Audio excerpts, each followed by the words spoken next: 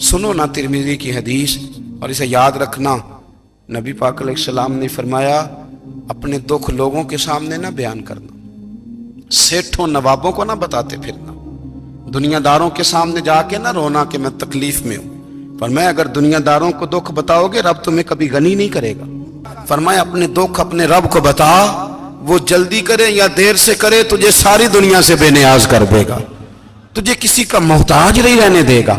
اپنے مسلح کو، اپنی دعاؤں کو، ایک بزرگ فرماتے ہیں میں نے دعا مانگنے کا طریقہ اپنی بیوی سے سیکھا، دعا مانگنے کا طریقہ اپنی، سیکھنے والے تو اپنے بچوں سے بھی سیکھ لیتے ہیں، سیکھنے والے تو ہر ایک سے سیکھتے ہیں۔ وہ کہتے ہیں میں نے دعا مانگنے کا سلیقہ اپنی بیوی سے سیکھا ہے۔ حضرت وہ کس طرح؟ فرمانے لگے میری بیوی نے نا مجھے کوئی کام بتایا، کچھ پیسوں کی ضرورت کے لیے کہا، تو میں نے اسے کہا کہ بھئی ابھی میرے پاس نہیں ہے، کچھ دنوں میں آتے ہیں تو میں دے دوں گا۔ عورتوں کی عادت ہوتی ہے وہ بار بار یاد کراتی ہیں، 2-4 دنوں کے بعد پھر اس نے کہا حضرت وہ میں نے کہا تھا کچھ پیسے، میں نے اسے کہا کہ ابھی میرے پاس نہیں ہے، کچھ دنوں میں ملتے ہیں تو میں تمہیں دے دوں گا۔ اس نے کچھ دنوں کے بعد پھر کہا حضور وہ میں نے کچھ پیسے کہے تھے۔ فرماتے میں نے ڈانٹ دیا، میں نے کہا کہ کیا تو روز مجھے شرمندہ کرتی ہے، کہا نا میرے پاس نہیں ہے، ہوں گے تو دے دوں گا، تو روز یاد کراتی ہے۔ فرماتے ہیں اس نے پہلے تو میری ڈانٹ کو سہا، پھر میرے سخت جملوں نے اس کی آنکھوں میں آنسو پیدا کر دیے، پھر اس نے اپنے آنچل میں اپنے اس دکھ کو سمیٹا، اور پھر اس نے ایک جملہ کہا تو میں رو پڑا، اور مجھے اپنے رب سے مانگنے کا طریقہ آ گیا۔ مجھے کہنے لگی حضرت جی آپ نے ڈانٹ دیا میں نے سہ لیا، پر آپ ہی میرے شوہر ہیں، بتائیں نا آپ سے نہ کہوں تو میں کس سے جا کے کہوں۔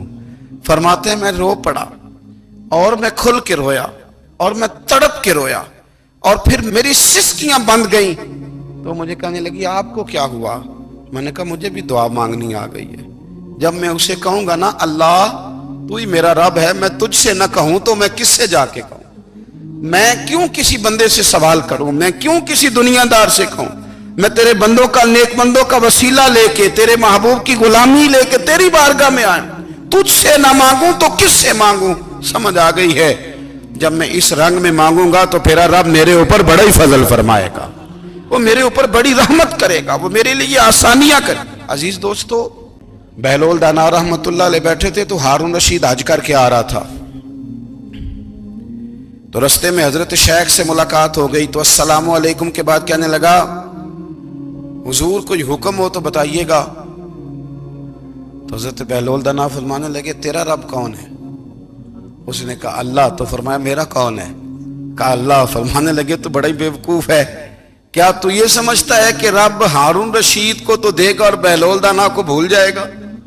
تیرا بھی وہی رب ہے، میرا بھی وہی رب ہے، اس نے اگر تجھے دے کے آزمایا ہے تو ہو سکتا ہے مجھے نہ دے کے آزما رہا ہو، جب اس کی حکمت کے تقاضے ہوں گے تو عطا کرے گا اور دے گا، تو جا اپنا کام کر۔ بھائی اپنی روحانی زندگی، اپنی عبادات، اپنے وظائف، اپنے روزمرہ کے معاملات، اپنی دعائیں، اپنا استغفار، دنیا میں اتنا مشکل معاملہ ہے، آخرت میں مجھے بتائیے گا کتنا مشکل معاملہ ہوگا۔ میرے نبی پاک صلی اللہ تعالی علیہ وسلم نے فرمایا جو لوگ سورہ ملک پڑھا کرتے تھے نا، سورہ ملک، یہ سورت ملک قیامت میں ان کی سفارش کرے گی، اور اس طرح کرے گی کہ کہے گی اے اللہ یہاں اس بندے کو جنت میں داخل کر دے یا مجھے قرآن پاک سے علیحدہ کر دے، تو رب فرمائے گا جا اس کا دامن تھام کے اسے جنت تک پہنچایا۔ آپ بات کو سمجھیں، جب آپ کے تعلقات اپنے معاملات کے ساتھ مضبوط ہوں گے، یہ نبی کریم نے وعدہ کیا ہے کہ تو سورت واقعہ پڑھ تیرے گھر میں فاقہ نہیں آئے گا۔ حضرت عبداللہ ابن مسعود رضی اللہ تعالیٰ عنہ بیمار تھے تو حضرت عثمان غنی رضی اللہ تعالیٰ عنہ تیمارداری کے لیے تشریف لے گئے، اور جا کر کے کہا کہ آپ بڑے بیمار ہیں، آپ کی بیٹیاں زیادہ ہیں، میں چاہتا ہوں کہ خزانے میں سے کچھ مدد کروں۔ تو سیدنا عبداللہ ابن مسعود رضی اللہ تعالیٰ عنہ اٹھ کے بیٹھ گئے اور کہنے لگے امیر المومنین اللہ آپ کو میری طرف سے، میری بیٹیوں کی طرف سے بہتر صلہ دے، میری بیٹیوں کو کسی خزانے کی ضرورت نہیں، میں نے انہیں خزانہ دے دیا ہے۔ کہا جناب آپ نے کون سا خزانہ دیا ہے، میں آپ کے مالی معاملات کو جانتا ہوں۔ تو فرمانے لگی امیر المومنین میرے نبی کریم نے فرمایا ہے جو سورت واقعہ پڑھے اسے کبھی فاقہ نہیں آتا، میں نے بیٹیوں کو یاد کرا دی ہے یہ خزانہ میں نے انہیں دے دیا ہے۔ وہ سارے والدین سنیں جو بیٹیوں کے لیے پریشان رہتے۔ حضرت عبداللہ ابن مسعود نصیحت کر رہے ہیں، فرمانے لگے میں نے سورۃ واقعہ یاد بھی کرا دی ہے، پڑھنے کی عادت بھی ڈال دی ہے۔ حضور نے فرمایا ہے جو سورۃ واقعہ پڑھے اسے فاقہ نہیں آتا۔ کہنے لگے چاند تو اپنی جگہ چھوڑ سکتا ہے، سورج گر سکتا ہے، تارے ٹوٹ سکتے ہیں، پر مدینے والے رسول کی بات غلط نہیں ہو سکتی۔ حضور نے فرمایا فاقہ نہیں آئے گا تو انشاءاللہ کبھی بھی نہیں آئے گا۔ کرنے کا کام یہ ہے۔ حضور نے فرمایا جو فرض نماز کے بعد دعا مانگے اللہ اس کی قبول کر لیتا ہے۔ نبی پاک صلی اللہ تعالی علیہ وسلم نے فرمایا اللہ مسافر کی دعا قبول فرماتا ہے۔ حضور نے فرمایا اللہ مظلوم کی دعا قبول فرماتا ہے۔